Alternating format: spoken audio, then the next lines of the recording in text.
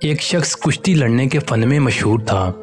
وہ 360 داؤ پیچ جانتا تھا اور ہر روز ان میں سے ایک داؤ کے ساتھ کشتی لڑتا تھا۔ ایک شاگرد پر وہ بہت مہربان تھا۔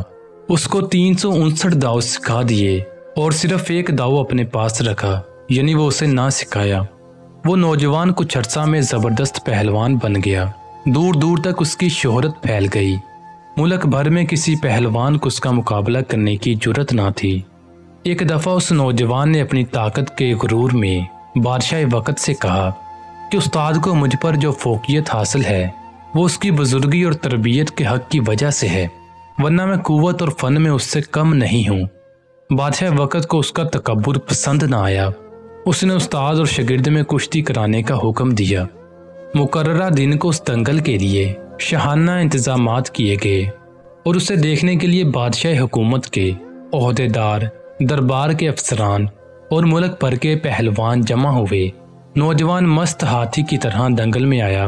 ایسا معلوم ہوتا تھا کہ وہ پہاڑ کو بھی اکھاڑ سکتا ہے۔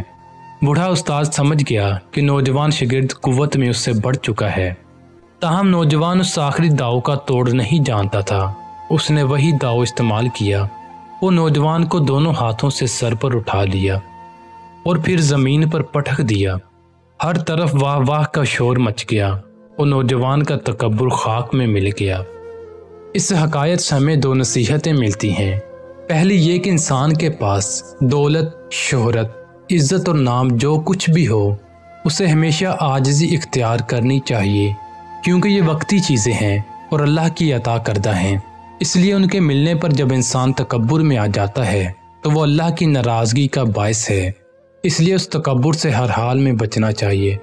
دوسری نصیحت یہ کہ انسان مرتبے میں جتنا بھی بڑھ جائے لیکن اپنے استاد سے بڑھ جانے کا دعویٰ کرے یا اپنے استاد سے مقابلہ کرے تو وہ گستاخ ہے اور بے ادب کہلائے گا، اور جو کسی بھی شعبہ میں اپنے استاد کی عزت نہیں کرتا وہ زندگی میں کبھی کسی مقام پر نہیں پہنچ سکتا۔